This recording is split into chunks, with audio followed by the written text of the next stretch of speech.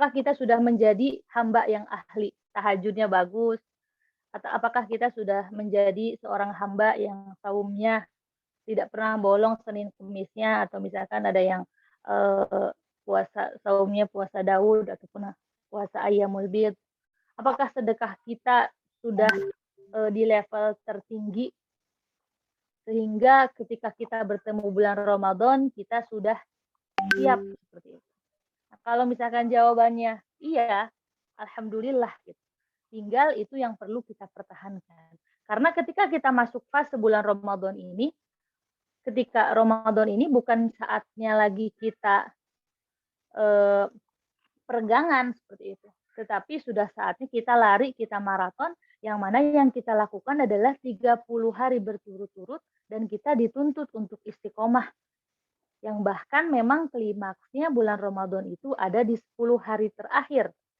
Bukannya makin semangat kalau misalkan langsung lari maraton, ya langsung nggak pakai peregangan gitu, nanti makin ujung, makin selesai nah jadi, sekarang ya kita evaluasi tentang ibadah kita. Apakah sholat kita, sholat wajib kita sudah ditunaikan dengan baik?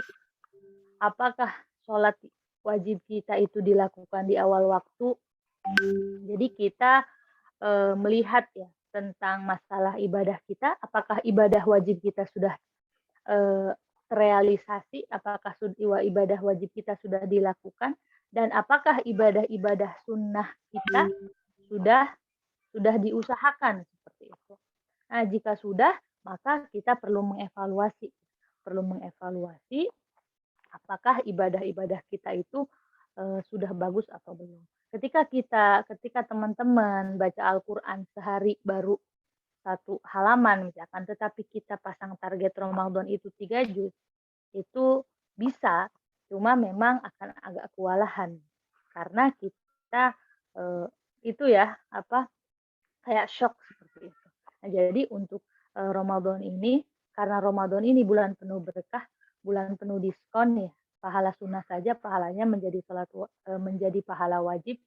Banyak sekali hal-hal ibadah-ibadah yang terkumpul di sana, sehingga Ramadan ini akan sayang disia-siakan. Karena ibaratnya gini, karena kita sudah sering bertemu Ramadan, terkadang, kita jadi bumerang juga ya. Kita kalau misalkan udah kenal sama orang, atau misalkan kita udah ya terbiasa melakukan suatu hal, ketika pertama mungkin kita akan sedikit interest, bahkan ya interest banget gitu ya, takjub gitu. Kita melakukan sesuatu, wow, masya Allah. Nah, tetapi kedua kali, ketiga kali, keempat kali, kita akan merasa terbiasa. Jangan sampai hal itu terjadi kepada Ramadan kita. Ramadan kita dari hari ke hari rasanya kok biasa aja gitu. Rasanya planning-planningnya biasa aja gitu.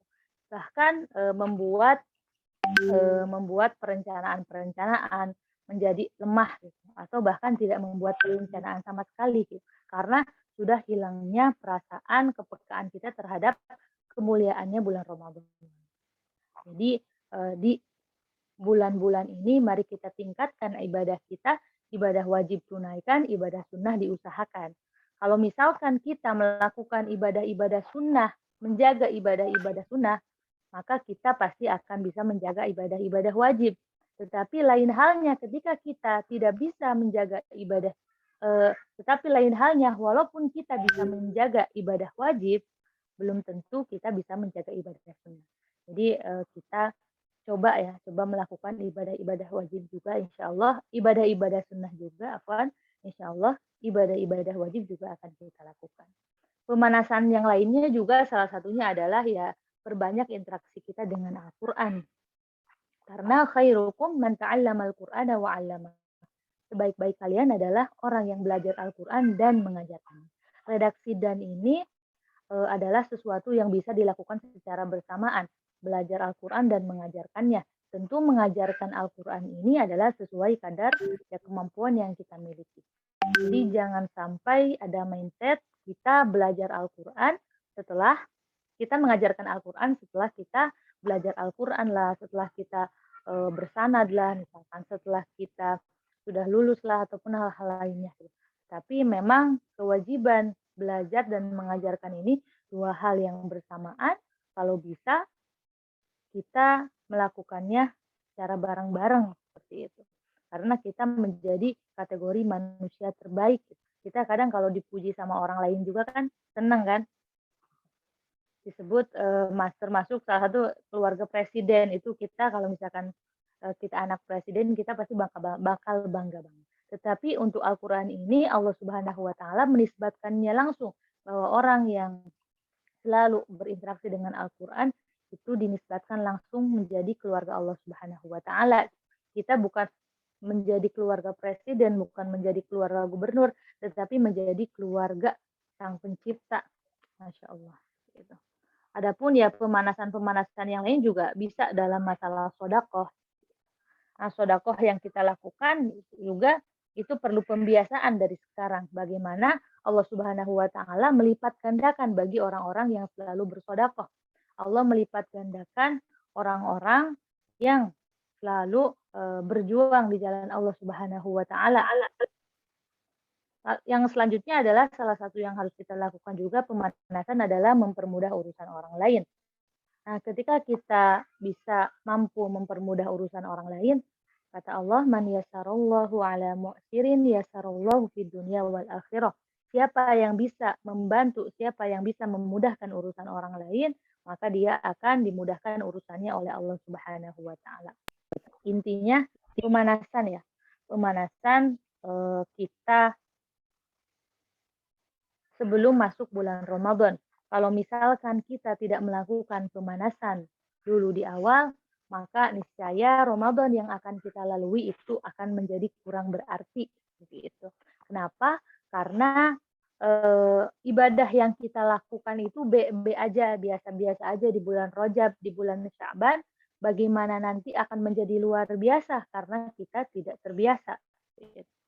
Maka kita harus melakukan pemanasan dari sekarang, kita cek apakah ibadah kita sudah benar, apakah sholat tahajud kita, apakah sholat-sholat wajib kita sudah kita tunaikan dengan baik, sudah khusyuk ataupun hal lainnya, apakah interaksi kita dengan Al-Quran ya, interaksi kita dengan Al-Quran baik itu mendengarkan ya, itu paling rendah tetapi tetap menjadi pahala, membaca Al-Quran, menghafalkan, mentadaburi, bahkan sampai ke tingkat mengamalkan.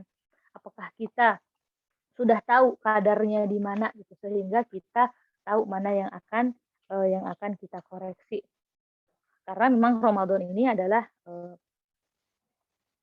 amalan-amalannya haruslah level atas seperti itu. Harusnya level atas sehingga kita mendapatkan kategori menjadi orang yang takwa. Karena memang salah satu tujuan kita berpuasa adalah la'allakum tattaqun, supaya kita bertakwa. Ya. Selanjutnya, Zah. Yang selanjutnya adalah supaya ibadah kita nanti supaya kita istiqomah.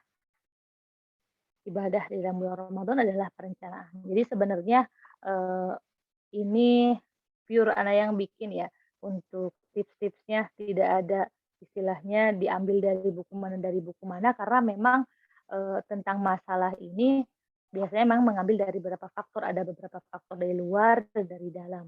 Salah satunya juga ini faktornya umum masalah perencanaan. Kita sebagai seorang muslim yang baik dituntut untuk menjadi orang yang bisa bagus di dalam perencanaannya.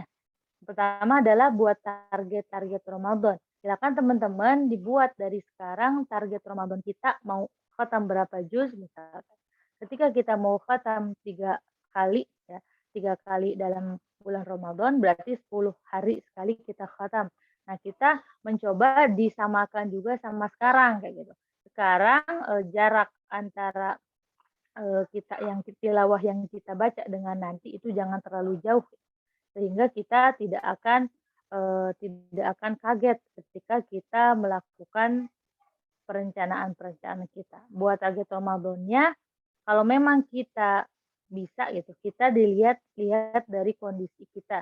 Kondisi kita apakah kita mungkin bekerjanya di kantoran ataupun hal lainnya kita sambil lihat kondisi. Tapi memang sebaik-baik orang gitu adalah orang yang melakukan perencanaan yang bagus. Dan kalau bisa ketika Ramadan ini kita membuat perencanaan yang benar-benar eee, yang bisa kita jangkau dan jangan, seadanya. Karena Ramadan ini dari mulai amalan-amalan gitu, itu kita bisa mendapatkan banyak pahala. Target-target Ramadan ini tidak hanya dalam masalah ibadah gitu, tetapi dalam masalah hal-hal lain juga, kapan kita bangun, terus kapan kita masak, kapan kita tilawah, itu harus benar-benar terencana. Kalau misalkan kita tidak direncanakan, nanti akan ada pergeseran dari waktu ke waktu. Kalau misalkan teman-teman target, Ramadannya ada tahajud misalkan, tahajud tengah malam, ya tarawih tengah malam, nanti ketika teman-teman tidak dialokasikan waktu untuk memasak misalkan, nanti akan tergeser hal-hal seperti itu. Dan jadi teman-teman silakan buat target-target Ramadan yang bisa membantu untuk, menambah kapasitas teman-teman, menambah kualitas teman-teman nanti ketika bulan Ramadan. Yang kedua adalah fokus. Ya ketika kita, membuat target gitu, kita bakal dituntut untuk terus fokus, jangan tengok kiri sama kanan. Kalau kemarin sama ustazah dari itu kan fokus on your track gitu ya, apa yang kita, tuju untuk tetangga gitu. Nah kita, lihat kondisi hati kita, malah target kita juga tidak terpenuhi seperti itu. Jadi kita benar-benar fokus, tetapi memang kalau bulan Ramadan ini kita lebih fokus ke masalah ibadah seperti itu. Karena memang Ramadan ini adalah syahrul Quran, kita membaca Al-Quran lebih banyak, syahrul shaum gitu ya. Kita fokus bukan hanya menahan dari terbit matahari sampai terbenam lagi, tetapi memang banyak sekali, fikih-fikih saum yang kita pelajari, apa-apa saja sebenarnya hakikat dari saum itu sendiri. Kita harus fokus di sana. Selanjutnya adalah tidak boleh menyerah. Nah, ini salah satu, hambatan yang dilakukan oleh orang-orang yang punya target, yang punya plan, mereka, selalu berhenti di jalan karena merasa di dalam hati itu kita tidak mampu atau misalkan kita ada pekerjaan yang lain. Nah, kita tidak boleh menjadikan, perencanaan-perencanaan kita itu nggak boleh dikesampingkan. Kenapa? Memang ketika kita sudah memiliki prinsip untuk, merealisasikan perencanaan-perencanaan kita, maka tabu rasanya kalau misalkan kita nyerah di tengah jalan. Padahal klimaksnya ada di akhir, seperti itu. Lanjut ya.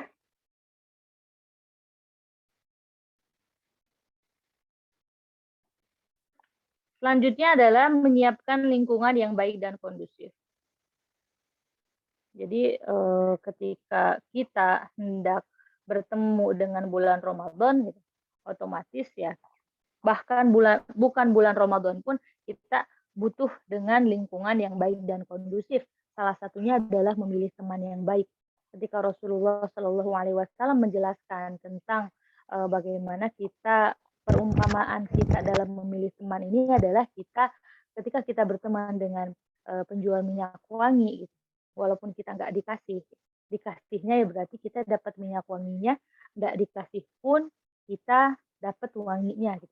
Dengan perumpamaan tukang besi gitu. Tukang besi ya ketika kita berteman dengan pandai besi, mereka itu pasti baunya juga akan nyampe ke kita. Intinya memang kita harus berteman dengan orang-orang yang memberikan pengaruh baik ke kita. Karena lingkungan ini sangatlah berpengaruh, sehingga ketika kita sudah memiliki planning-planning, perencanaan-perencanaan untuk Ramadan, kita bisa terganggu dengan adanya ya teman yang menjerumuskan ataupun teman yang beda visi, beda misi, beda pandangan. Hal-hal seperti itu akan selalu terjadi di dalam kehidupan kita. Makanya usahakan kita mencari teman yang baik. Kalaupun tidak, ya kita berusaha menjadi teman yang baik bagi mereka dan kita mewarnai mereka. Yang selanjutnya adalah mencari lingkungan yang baik. Ya, sama ya. Cuma memang lingkungan ini dia lebih luas. Lingkungan ini adalah ya lingkungan rumah kita, lingkungan, kantor kita gitu.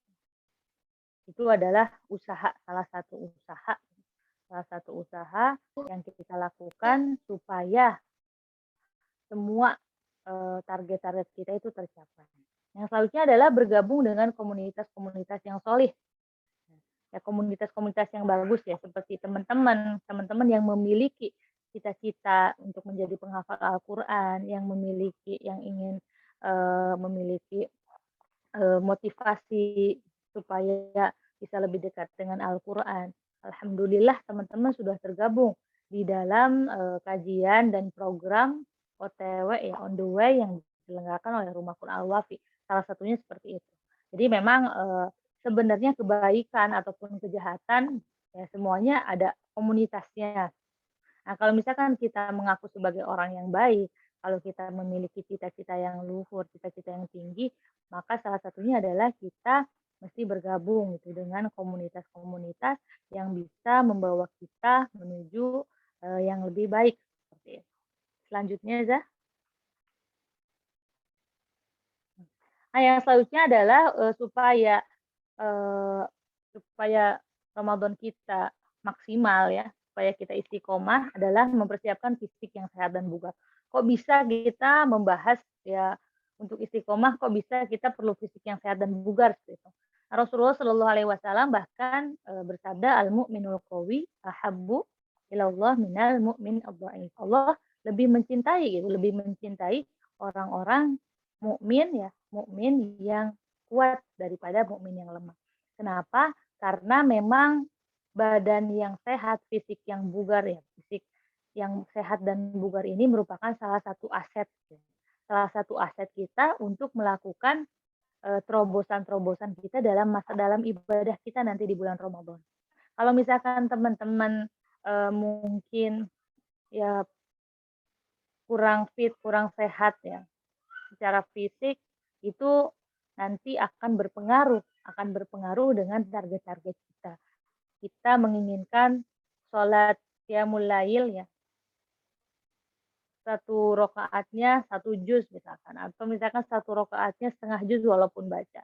Tapi kalau kita punya, penyakit encok misalkan, atau misalkan ya kita nggak jaga badan kita sehingga kita jatuh karena kita ndak hati-hati, nah itu bisa menjadi salah satu, faktor kemundurannya ya, faktor gagalnya target-target kita.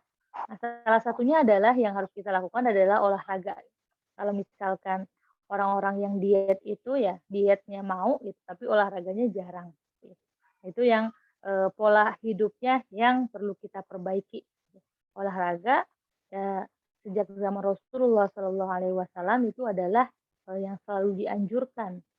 Bahkan ada olahraga-olahraga yang disunahkan ya, memanah, berkuda, gitu. Nah, apapun yang kita lakukan supaya fisik kita sehat dan bugar, kita harus, selalu melakukan olahraga. Untuk waktunya itu terserah kita ya, untuk waktunya yang penting itu continue, mau sepekan sekali, sepekan 2 kali, ataupun hal lainnya. Tapi yang penting bisa menambah kebugaran teman-teman semua. Yang selanjutnya adalah mengkonsumsi makanan yang halal dan baik. Ya ayyuhalladzina amanu kulu min thayyibati ma razaqnakum. Ya ayyuhan nasu kulu mimma fil ardi halalan thayyiban. Wahai manusia, makanlah dari makanan yang halal dan baik. Itu yang tercantum di dalam Al-Qur'an, kita harus memakan makanan yang halal dan baik. Halal pun kalau ndak baik itu nggak boleh. Kita makan cabai halal tapi cabainya 50 biji sekali masak mie, itu nggak baik. Atau misalkan baik tapi ndak halal gitu. Baik-baik saja gitu ya kalau minum khamr tapi nggak halal. Orang-orang luar negeri kan mereka biasa minum tapi nggak masalah. Nah, tetapi karena kita syaratnya itu adalah halal dan baik, halalan, thayyibah, maka itu harus kita penuhi untuk memenuhi, eee, fisik yang sehat dan bugar untuk diri kita. Kalau nggak baik nanti badan kita akan ngedrop, kalau nggak halal, ke dalam jiwa kita juga yang akan kurang. Bahkan kalau misalkan kita tidak memakan makanan yang halal, itu juga kalau udah jadi daging, itu akan membentuk ya sebuah perilaku ya, suatu perilaku yang tidak baik juga. Jadi makanan yang halal dan baik, makanan yang tidak halal dan tidak baik, tidak hanya mempengaruhi kondisi fisik secara dari luar saja gitu, secara jasmani saja, tetapi sebenarnya bisa mempengaruhi ke dalam kondisi ruh kita, ke dalam kondisi rohani kita. Apakah kita menjadi seorang muslimah yang taat atau tidak? Kalau misalkan tidak, ya itu bisa jadi makanan salah satu faktor penyebabnya. General check up of one itu bahasanya ya, bahasanya kayak ngejret banget tuh dari bahasa Indonesia ke bahasa Inggris. Karena lupa tadi bahasa ininya. Nah, jadi seperti tadi masalah kondisi hati yang kita ya kondisi kita, kekurangan kita yang harus kita ketahui dulu sebelum kita perbaiki, begitu pula dengan kondisi kesehatan kita. Kalau misalkan memang teman-teman dirasa butuh ya untuk ya cek lah, apalagi kalau misalkan setiap hari atau setiap bulannya kadang kita memiliki, keluhan-keluhan, baiknya memang kita melakukan, pemeriksaan gitu ya. Itu pemeriksaan maksudnya melakukan pemeriksaan apa, penyakit yang kita punya gitu, sehingga kita dapat melakukan ya, menjalankan pantangan-pantangan seperti itu. Supaya kita tahu di mana letak penyakit kita ya, di mana apa saja yang tidak boleh kita lakukan, apa saja makanan-makanan yang tidak boleh kita konsumsi, sehingga badan kita, fisik kita akan makin stabil. Selanjutnya, Zah,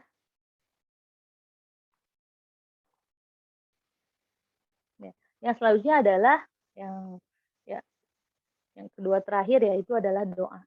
Wa qala rabbukum ud'uni astajib lakum. Dan Tuhanmu berkata, berdoalah kepadaku, serulah kepadaku, maka aku akan eh, mengabulkan permintaan-permintaan untuk kalian. Jadi doa ini menjadi salah satu eh, dari bagian ibadah juga, gitu. Tetapi merupakan bentuk salah satu pengharapan kita kepada Allah Subhanahu Wa Taala. Gitu. Karena kalau misalkan kita berusaha dari segi fisik ataupun ya berusaha dari ibadah-ibadah yang kita lakukan ya dari ibadah fi'liyah, tetapi kita lupa dengan berdoa, maka kita sudah menjadi kategori orang-orang yang sombong seperti itu. Karena ya kita itu sudah diminta sama Allah Subhanahu wa taala untuk meminta apapun yang kita mau akan Allah kabulkan. Tapi ternyata kita dengan bangganya tidak melakukan hal itu karena kita merasa apa yang kita mau itu sudah di sudah diberikan oleh Allah Subhanahu wa taala. Makanya ketika kita setiap selesai sholat panjatkan apa yang kita inginkan karena yang namanya doa itu gratis ya. Yang sulit itu adalah terkadang ketika kita mau berdoa ada saja ya godaan-godaan yang menghampiri, ada saja godaan-godaan yang menghampiri sehingga doa yang akan kita panjatkan itu tidak jadi. Karena memang itu setan selalu masuk ke dalam celah-celah. Gitu. Karena doa ini memang sangat luar biasa. Gitu. Ya kalau orang udah tidak terbiasa berdoa, mereka bisa gitu loh, bisa nggak berdoa. Sekalipun ya mereka sebenarnya masih ada keinginan-keinginan yang akan diminta kepada Allah Subhanahu wa taala. Karena untuk berdoa juga kan ada adab-adabnya ya. Bagaimana kita berdoa nggak boleh teriak-teriak, ya nggak boleh marah-marah hal-hal seperti itu. Ketika kita berdoa kita harus rendahkan diri kita. Karena dengan berdoa ya kita salah satunya bisa diampuni oleh Allah Subhanahu wa taala. Dosa kita itu kan nggak terhitung ya. Kalau nggak terhitung gitu, maka sebenarnya kewajiban kita untuk meminta ampunan kepada Allah Subhanahu wa taala. Selanjutnya di sini nggak tertulis ya. Nah, selanjutnya salah satu untuk membangun keistiqomahan dalam beribadah di bulan Ramadan adalah kita mengetahui fikih-fikih salat. Itu fikih-fikih saum, ya fikih-fikih saum di bulan Ramadan atau fikih-fikih Ramadan. Nah, banyak sekali ya buku ya. Tapi anak nggak nyebutin spesifik karena banyak gitu buku-buku terkait dengan fikih Ramadan yang teman-teman harus pelajari.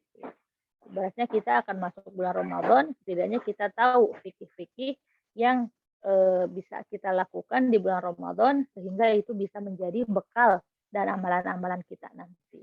Kalau kita tidak mengetahui fikih-fikihnya gitu, kita seperti orang yang beramal tanpa ilmu.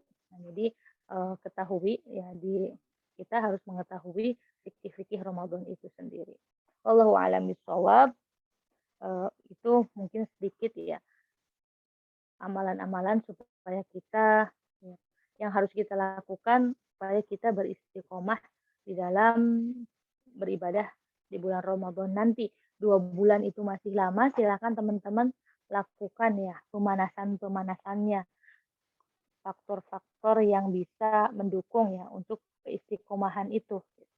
Tadi yang bisa salah satunya yang tadi dijelaskan, bisa juga kalau misalkan teman-teman menemukan yang lain itu bisa diterapkan. Apapun sebenarnya apapun yang kita lakukan ya untuk istiqomah ya kalau sekiranya kita menemukan jalannya kita lakukan. Kita cari alasan-alasan untuk dekat dengan Allah Subhanahu wa taala karena itu adalah suatu nikmat yang tidak bisa ya diungkapkan ya, apalagi diuangkan. Itu adalah suatu nikmat yang tidak semua orang bisa merasakan. Begitu pula dengan Ramadan, kita mengharapkan Ramadan nanti bukanlah Ramadan yang biasa-biasa saja untuk kita, hanya karena kitanya yang kurang maksimal. Dan Ramadan nanti kita juga nggak tahu apakah kita nyampe ke Ramadan nanti atau kita nggak tahu apakah itu Ramadan terakhir atau bukan untuk kita. Tapi setidaknya kita adalah orang yang selalu melakukan perencanaan-perencanaan untuk menjadi pribadi yang baik. Wallahu a'lam bishawab. Wassalamualaikum warahmatullahi wabarakatuh. Waalaikumsalam warahmatullahi wabarakatuh. Masya Allah, alhamdulillah. Kami ucapkan jazakillahu khairan kepada Ustazah Iin yang sudah menyampaikan taujih gitu ya tentang bagaimana caranya agar kita bisa istiqomah gitu ya. Istiqomah dalam beribadah menjelang Ramadan gitu. Nah, untuk sesi selanjutnya atau agenda selanjutnya, insya Allah kita akan membuka sesi tanya jawab. Jadi bagi teman-teman, kakak-kakak, akhwat, ummahat yang mau bertanya, boleh langsung ini ya, buka mic-nya gitu. Mau nanya, Kak? Oh iya, boleh. Kayak Gina nih mau nanya. Boleh silakan disampaikan, Kak. Ini langsung aja, Kak. Bismillahirrahmanirrahim. Assalamualaikum warahmatullahi wabarakatuh. Waalaikumsalam warahmatullahi wabarakatuh. Nama bismillah, mau nanya, Kak, mengenai puasa Ramadan, Kak. Kan katanya Ramadan ini harus ada pemanasan, Kak. Nah, jadi masalahnya tuh di puasanya sendiri, Kak. Gina sekarang ini dulu tuh pernah sempat puasa daud, Kak. Dan puasa daud tuh waktu itu di pesantren. Alhamdulillah itu aman-aman aja, Kak, dan itu seringnya tuh nggak sahur. Tapi alhamdulillah itu nggak ada sakit, Kak. Semenjak di luar kan tamat pesantren, Kak. Udah satu tahun, Kak. Menjalani puasa daud sama satu semester kemarin. Tuh bulan Januari, dari Januari tahun 2022 nggak puasa daud lagi dan nggak rutinnya tuh puasa Senin Kamis, Kak. Semenjak Senin Kamis nih nggak rutin lagi karena tiba-tiba perutku nggak bisa makan pagi, Kak. Tuh makannya kan jam 10. Padahal waktu itu emang nggak ada makan pagi, tiba-tibanya liatin puasa nggak usah sahur gitu, Kak. Kan nggak biasa makan jam 10, Kak. Ini waktu jam 10 tuh belum ada makan apa-apa. Terus liatin puasa, kira waktu puasa langsung drop, langsung nggak bisa buat langsung drop gitu kondisinya, Kak. Tuh gimana tuh, Kak? Gimana? Tuh kayak mana pemanasan? Gimana tuh Ramadan? Jadi sekarang ini emang nggak ada puasa Senin Kamis tuh nggak ada sama sekali, Kak, karena di istri sakit nggak tuh apa solusinya, Kak? Oh iya. Jadi kalau misalkan ya bismillah Ana jawab ya. Ya kalau misalkan lihat ya, itu mungkin karena kemarin ada melakukan pembiasaan kita nggak sahur gitu. Karena sebelumnya mungkin kita kuat ataupun hal lainnya. Karena ketika kita nggak sahur ya kita sanggup dan pada akhirnya kalau mah itu kan kalau buat anak pesantren itu dia penyakit santri ya. Nah, jadi, penyakit santri. Jadi memang perlu sekali untuk pola-pola yang menjaga kesehatan, ya salah satunya adalah kita melakukan, ya sahur gitu ya, sahur sebelum kita berpuasa gitu. Adapun memang ujian-ujian bahkan ya untuk orang-orang yang melakukan puasa sunnah gitu ya, yang suka aneh adalah ya ada orang yang, menjadikan alasan tidak puasa sunnah hanya karena dia tidak sahur, misalkan itu salah satunya. Padahal ketika bulan Ramadan kita nggak sahur aja sanggup. Nah, itu yang dimaksud adalah faktor lingkungan gitu. Atau, kita ketika kita bulan puasa Ramadan, semuanya pada puasa. Nah, itu karena lingkungan yang mendorong kita jadi mampu. Tetapi ketika luar Ramadan kita melakukan puasa sunnah dan kita tidak sahur, itu menjadi alasan kita untuk tidak berpuasa. Tetapi tadi yang disampaikan ya, yang jadi pertanyaan yang tadi nanya itu adalah salah satunya adalah faktor, ya karena sebelumnya mungkin tidak sahur gitu ya, tidak membiasakan sahur ketika, sebelum sebelum puasa gitu. Dan itu menjadi, salah satu penyebab ya adanya sakit perut, itu kan MAH ya. Nah, itu seiring dengan faktor usia gitu. Tubuh kita ini akan semakin melemah, jadi untuk menjaga kekebalan kita harus semakin kuat, seperti itu. Masya Allah itu ya, barakallah itu puasa Daud, puasa Senin Kemis, itu sangat luar biasa, menjadi apresiasi yang sangat luar biasa, gitu. Barakallahu fiik. Ya, jadinya tuh kalau misalnya diisi sakit Kak, kalau misalnya pagi itu gimana Kak? Yang diisinya tuh nggak bisa diisi Kak, karena kan kalau misalnya diisi sakit, tuh harus dipaksakan gitu ya Kak?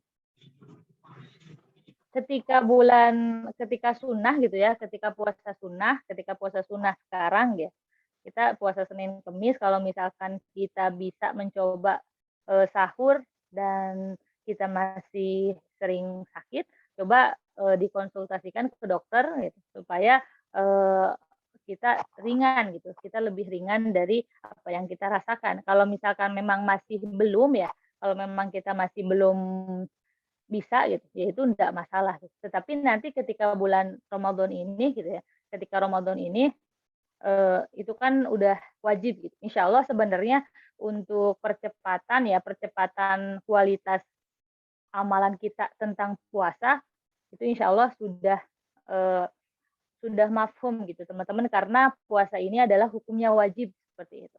Jadi ketika kita puasa, kita akan, melakukannya kecuali karena faktor kesehatan itu. Nah, itu bisa nanti, dikonsultasikan ke dokter, tetapi kalau misalkan dari faktor lain gitu, insya Allah ketika Ramadan nanti kalau kita nggak ada faktor ya sakit ataupun hal lainnya, puasa ini akan terus berjalan gitu. Karena kedudukan puasa di bulan Ramadan ini adalah wajib, seperti itu. Itu untuk mengenai pemanasan ya, pemanasan.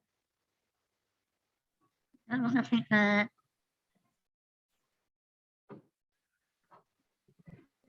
Ya, Masya Allah, Alhamdulillah. Insya Allah sudah terjawab ya Kak Gina. Syukron, Saudara Iin. Mungkin ada yang mau bertanya lagi? Silahkan.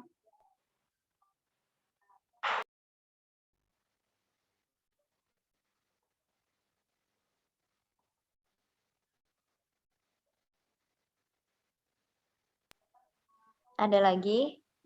Ada Kak. Oh ya, Kak Sari, silahkan.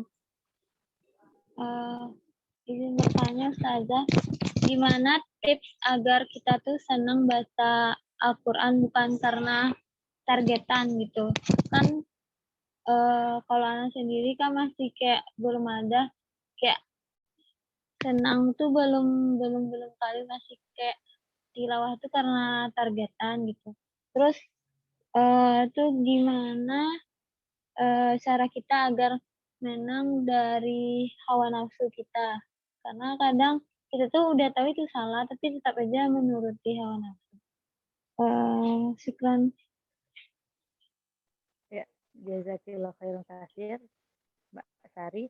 Ya, tadi yang pertama itu bagaimana cara menumbuhkan ya kecintaan kita terhadap Al-Qur'an ya tanpa melihat target-target. Nah, kalau misalkan kita ya ke pasar mau beli sesuatu gitu kan, nah kita pasti terkadang sebagai wanita kita itu akan dihadapkan dengan kebingungan, antara memilih yang A dengan yang B. Nah, ketika itu kita akan mencari speknya kan, ya, mencari kelebihan-kelebihan bahannya dari bahan apa, harganya terjangkau atau enggak, nyaman enggak dipakainya, seperti itu. Begitu pula dengan Al-Quran.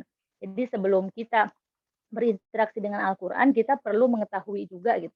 Kita perlu mengetahui apa saja keistimewaan kita menjadi keluarga Al-Quran, seperti itu. Jadi kita perlu mempelajari, kita perlu mengenal apa saja benefit-benefit yang akan kita dapatkan ketika kita berinteraksi dengan Al-Quran. Kita kalau dengar Al-Quran saja, itu sudah menjadi ladang pahala untuk kita. Walaupun tidak terlihat, tapi itu sudah tersimpan pahalanya ya di catatan kita, seperti itu. Tidak ada yang lain, ya tidak ada buku yang lain, ya nggak ada amal-amal yang lain. Kalau kita nggak ikut serta, kita dapat pahala. Tetapi Al-Quran ini ketika kita mendengarkan saja, kita sudah mendapatkan pahala. Yang selanjutnya juga yang tadi dibilang ya, kalau misalkan kita berinteraksi dengan Al-Quran, kita juga otomatis menjadi keluarga Allah Subhanahu wa Ta'ala. Itu sebenarnya menjadi salah satu kebanggaan untuk kita ya. Bagaimana kita selalu menghadirkan rasa bangga di dalam diri kita ketika kita diakui oleh Allah Subhanahu wa Ta'ala sebagai keluarga Allah langsung. Bahkan Al-Quran ini fa'innahu ya'ti yaumal qiyamah syafi'an li ashabihi.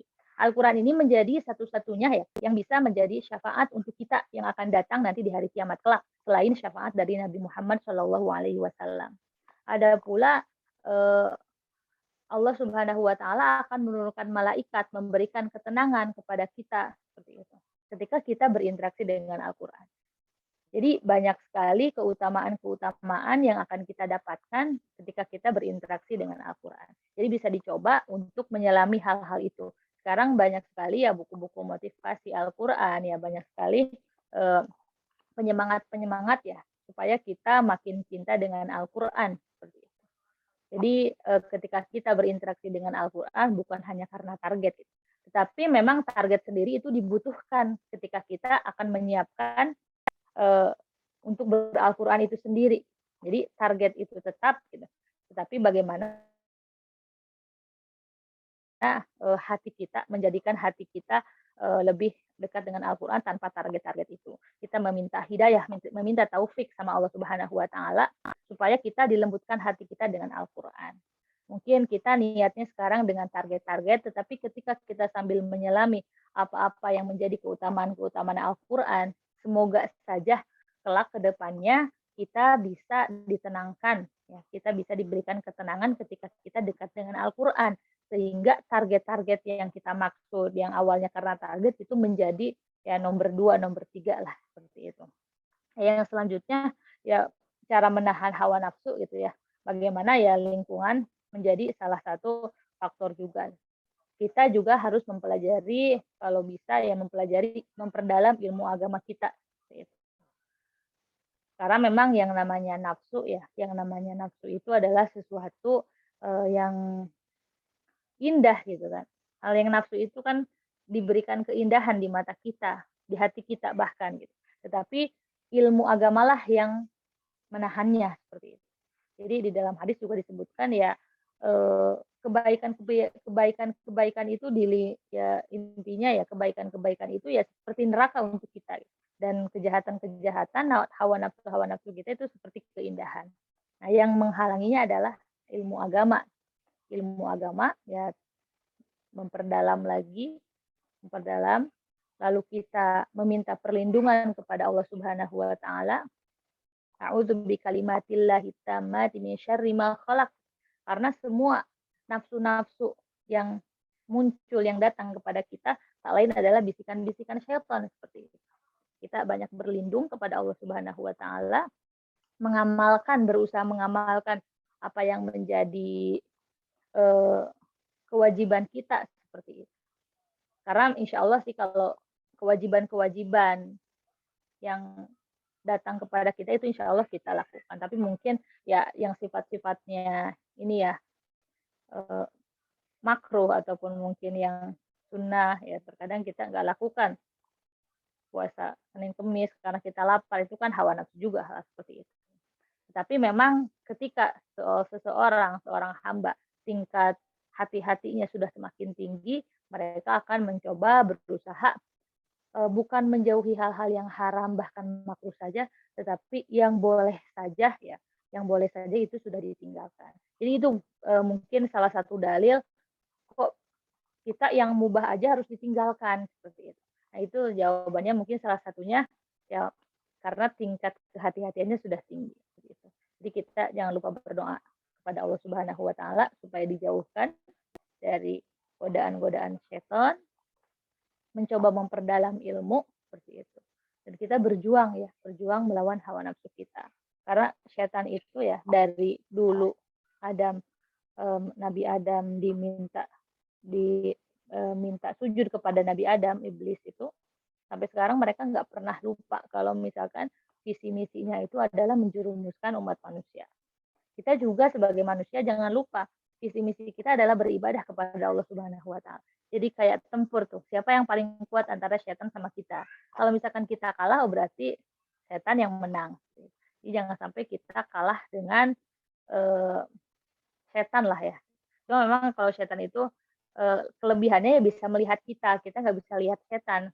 Maksudnya untuk melakukan makar untuk mereka lebih baik. Gitu. Tetapi ketika kita belajar tentang Al-Quran ya kaitannya dengan Al-Quran, justru sebenarnya di dalam Al-Quran ini sudah berbicara tentang spoiler-spoiler yang berkaitan dengan kehidupan kita. Bagaimana cara kita menahan hawa nafsu ada di dalam Al-Quran. Bagaimana setan itu ketika di hari kiamat mereka berlepas diri dari orang-orang yang diajaknya itu ada di dalam Al-Quran.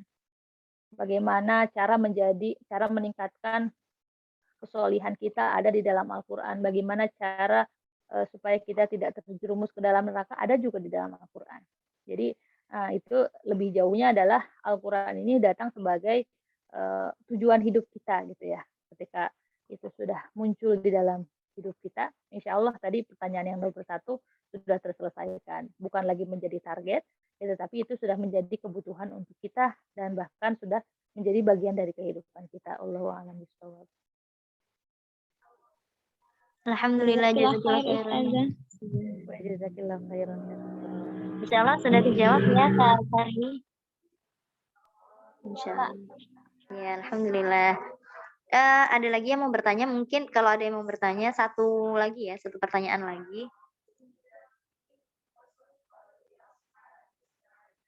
Ada lagi teman-teman?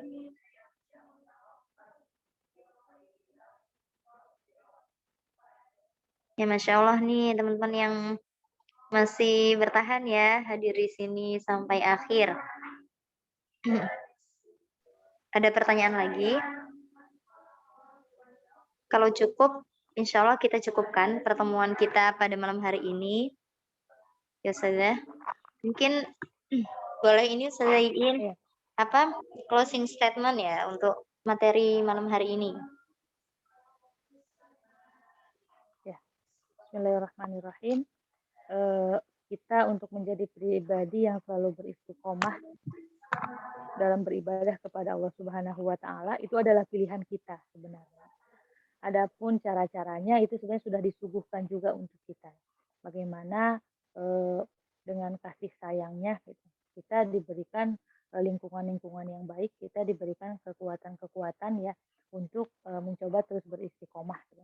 Jangan sampai bulan Ramadan yang akan kita temui nanti gitu.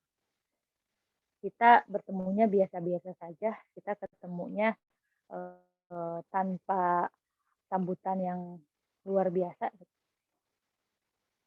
Apa-apa yang akan kita lakukan di bulan Ramadan nanti itu adalah untuk kita juga seperti itu.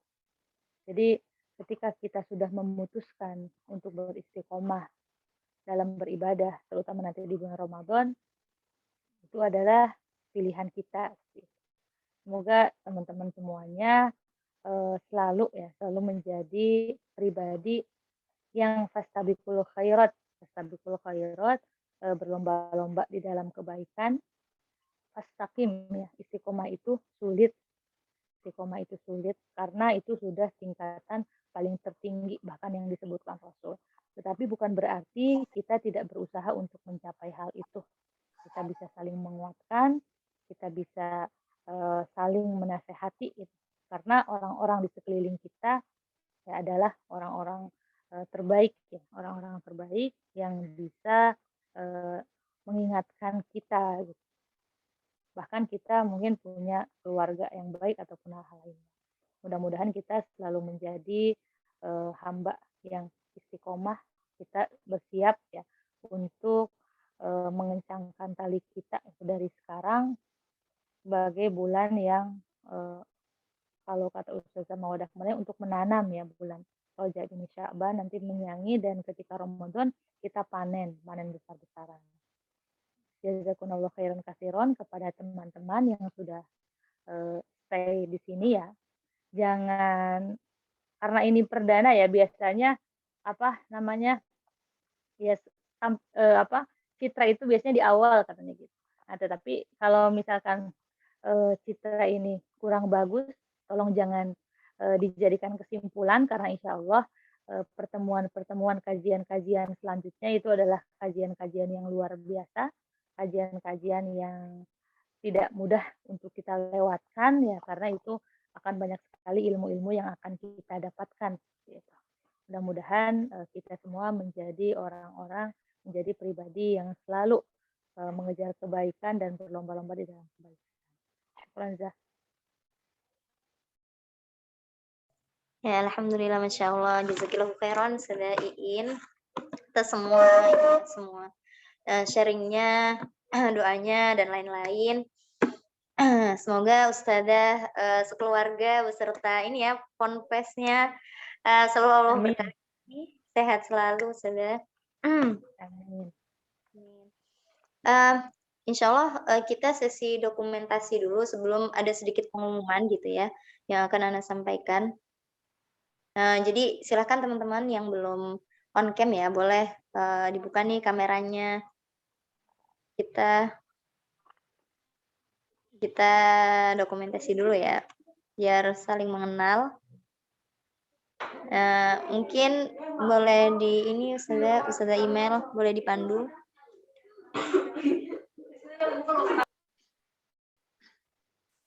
Satu, dua. Ini ada 2 slide ya, 1, 2, 3. Oke, slide kedua. 1, 2. Oke. Ustazah.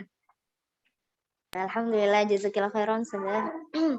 Nah, insya Allah ada sedikit ini ya reminder juga untuk teman-teman mengenai challenge ya. Mungkin ada yang sudah membuat challenge-nya ya, challenge on the way Ramadan yang sudah disampaikan ya setelah stadium general di hari Ahad lalu. Ini kami mengingatkan lagi sekaligus mungkin bisa ditambah ya dengan materi yang disampaikan Ustazah Iin malam hari ini gitu kan masih lumayan berkaitan ya antara materi yang disampaikan Ustazah Mawadah sama Ustazah Iin. Insya Allah sama-sama tentang perencanaan kita dalam menyongsong gitu bulan Ramadan nanti. Insya Allah nanti di-share di grup juga, tapi di sini akan Ana bacakan lagi gitu ya. Deadline dari challenge kita itu tanggal 13 Februari. Hari Ahad besok ya. Nah, challenge-nya apa? Challenge-nya adalah membuat habits ya, menulis habits atau kebiasaan yang akan teman-teman lakukan untuk menyambut bulan Ramadan. Jadi selama bulan Ramadan targetnya apa aja? Jadi untuk bisa istiqomah gitu ya melakukan amalan-amalan itu kita butuh pemanasan, butuh membangun habits di bulan Rajab dan Sya'ban ini gitu. Nah, apa-apa nih ibadah atau amalan atau kebiasaan gitu ya yang pengen teman-teman bangun gitu dalam menyambut bulan Ramadan. Deadline-nya tanggal 13 Februari 2022. Kemudian posting di IG pribadi atau akun lain dengan tag akun Rumah Quran Al-Wafi dan pemateri kita Ustazah Nur Mawaddah ya, Instagramnya @nmawaddah_ar_ar sama ditambah ini ya tag akun Ustazah Iin. Nanti insya Allah disampaikan di grup ya teman-teman. Kemudian tambahkan hashtag di caption. Itu yang pertama OTW Ramadan, kemudian Ramadan RQ Al-Wafi, dan habits sebelum Ramadan. Nah, barakallahu fikun. Semoga Allah memberikan taufik untuk menyambut Ramadan sepenuh siap. Masih ingat nggak nih teman-teman? Mungkin di akhir ya sebelum kita tutup. Pengen dengar semangat teman-teman ya, jargon. Masih ingat nggak nih jargon program kita apa ya? Ya, silakan siap-siap dibuka ya mic-nya.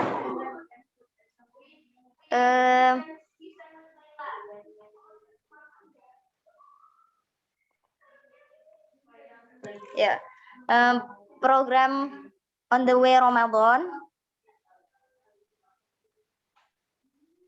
Apa? Ada yang masih ingat? Sambut Ramadan sepenuh siap ya. Ya boleh ya. Program On the Way Ramadan. Sambut Ramadan sepenuh siap. sepenuh siap. Masya Allah, barakallahu fikun. Ya, kami ucapkan terima kasih kepada teman-teman semua yang sudah ini ya hadir setia dari awal sampai akhir nih, istiqomah gitu ya. Ini salah satu latihan-latihan kecil dalam membangun keistiqomahan ya, hadir di kajian dari awal sampai akhir. Semoga Allah berkahi. Allah mudahkan untuk mengamalkan ilmu-ilmu yang sudah didapatkan malam hari ini. Ya, insya Allah kita masuk ke acara yang terakhir ya, yaitu doa yang akan dipimpin oleh Ustazah Rifdah. Bisa Ustazah atau Ustazah Iin? Sekalian Ustazah Iin.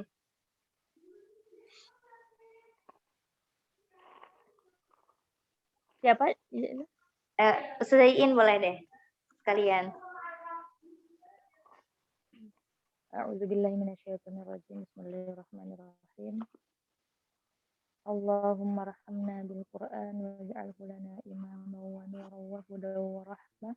Allahumma dzakkirna minhu ma nasina wa 'allimna minhu ma jahilna warzuqna tilawatahu ana al-laili wa atrafan nahar 'ala al-wajhi alladhi yurdika 'anna waj'alhu lana hujjatan ya rabbal alamin. اللهم اجعل القرآن لنا في الدنيا قرينا وفي القبر مؤنسا وفي يوم القيامة شفيعا وعلى الصراط نورا وإلى الجنة رفيقا ومن النار حجابا وستارا. اللهم اجعلنا ممن يقيم حروفه وحدوده ولا تجعلنا ممن يقيم حروفه ويضيء حدوده. اللهم اجعله شاهدا لنا واجعله شفيعا لنا وحجة لنا لا حجة علينا. اللهم اجعلنا وأزواجنا وأولادنا وذرياتنا من أهل القرآن الذين هم أهلك وخاصتك يا أرحم الراحمين. اللهم اجعلنا لكتابك من التالين وعند ختمه من الفائزين وعند النعماء من الشاكرين وعند البلاء من الصابرين. ولا تجعلنا ممن استهوته الشياطين فاشتغلته بالدنيا عن الدين فأصبح من النادمين وفي الآخرة من الخاسرين.